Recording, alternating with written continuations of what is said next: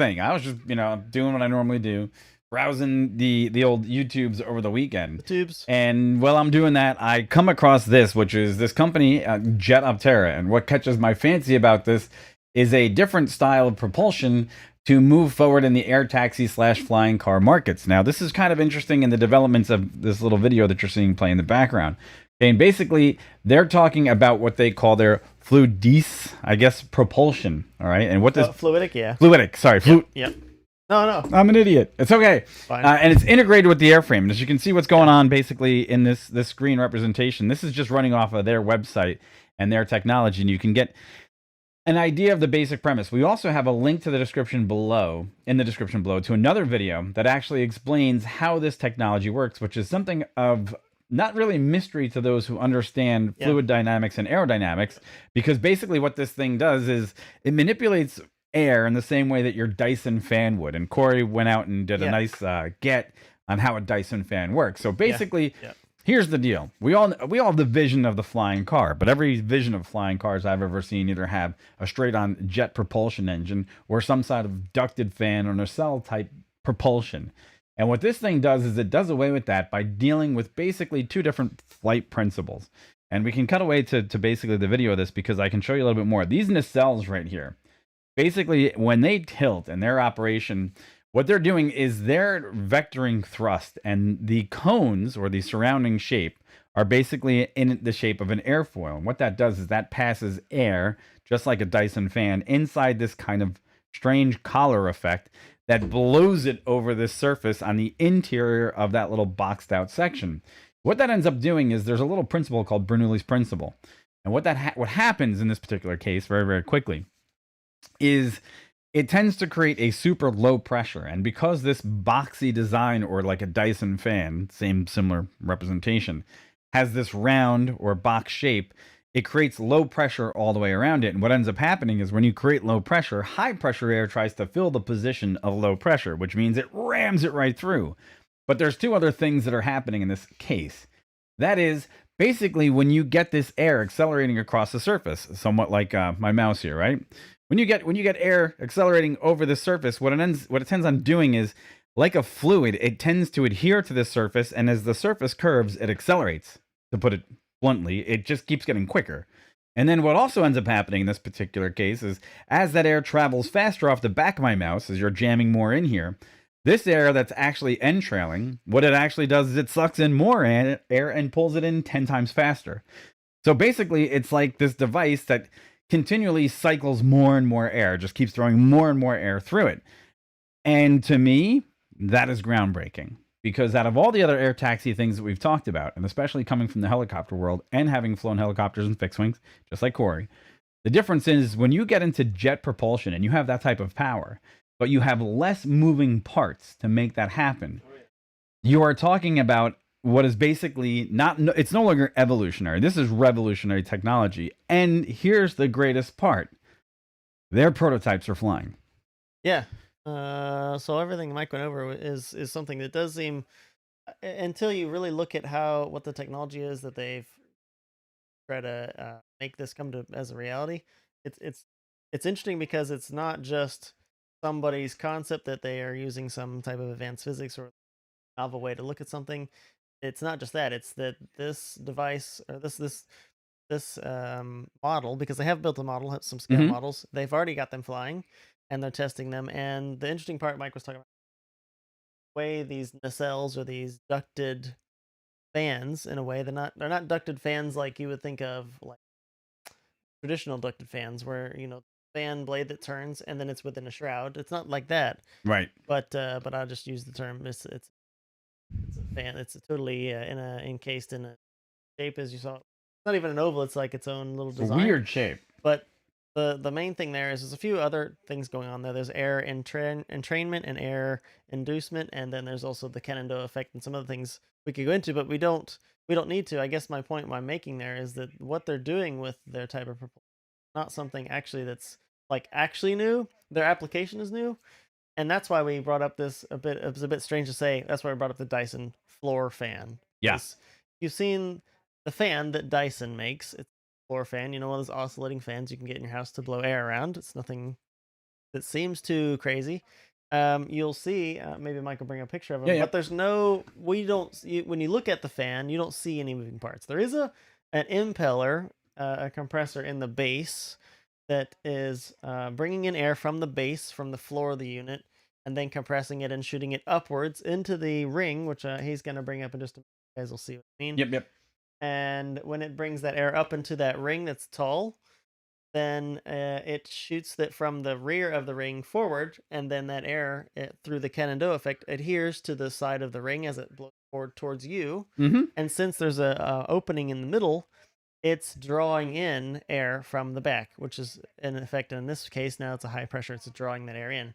And by doing that, they are able to run the fan at a lower speed. They don't need quite as much air pumping through it because of just the way the physics work. The air is, by the air moving the way it does through the blade of the fans, it's pulling in more air, entrainment and air inducement from different sides of the blade.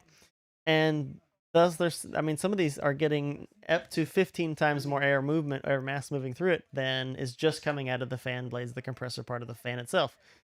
That's huge benefit in efficiency, as it would be. So I guess where I'm going with this is Dyson's already done this. Oh yeah. The physics works.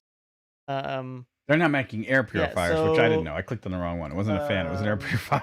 Well, that's the same. The fan part is the same. Yes, it's the same thing. Yeah, if you want to. So I guess that's the interesting part. So when Mike showed me this, I was like, okay. On the face of it, I'm seeing like a part of a ducted fan, a Dyson fan, and a plane. Thinking, okay, and then I got to think about it. I was like, okay, this actually is all proven already. Yes. Not the application, but the physics behind it is proven. So the style of technology. I as they say, kind of waited with bated breath. I'm gonna interested to see what happens with this, because if they can get some funding and really get some larger scale tests going on, because again, as Mike said, they're already flying. It's already half proven. So it's really just bringing it to market and making sure that there's all the kinks worked out, and and here's some massive benefits, though. There's also some massive benefits, right? So if you're talking about on the very surface of it, if you're talking about a device that does what this says that it can do, right? And if you look at this design, if this basic design was to survive the way it sits right now, these nacelles in their operation, okay, and how this actually operates. First of all, there's one thing with helicopters. They're tremendously noisy and they're tremendously inefficient, because having to move that much air with a main rotor mass and the transmission and the heavy components to take the thrust from a turbine engine and convert it into a one up and a one out position, okay, two different transmissions, the weight of those are immense. Now, if you were to take this and simply just take ducted blown air from a ducted fan engine and just simply pipe it through these small openings. Now, your major jet airliners, they do this all the time with bleed air for anti-ice. Okay, so this is not a hard technology to master, and the amount of moving parts is simply still just the turbine and these rotating nacelles. So you have less moving parts. You probably have more evenly dispersed thrust, which is very, very nice to know that if you're not having this massive rotor blade, you also don't have anti-torque issues to worry about. And on top of it, it's quieter. It is quieter. Okay. And even additionally, is you can put, as this thing seems to have in this large upper surface wing that looks like a Formula One car, you also have the ability to have a higher forward airspeed and actual lifting surfaces on the fuselage that actually cater towards generating more lift, which is very difficult to do in a helicopter. Which is interesting too, because the animation shows that. See the forward engines? They retreat. They retreat into the aircraft because they don't need them anymore.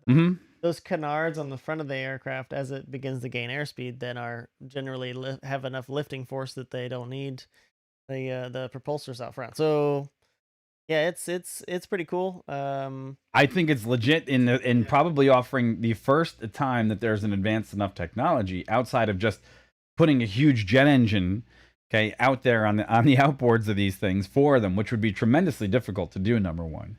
Number two, it offers you the fact that you're piping the amount of thrust in between each individual nacelle. At some point, you can vector that thrust. Of course, yeah, I imagine, yeah. Which is vectored thrust technology has been done for decades on Harriers, which means you're really not changing the pattern there very much. And I think these guys have it. I think this is the first one that I've ever seen that I've legitimately been like, you know what?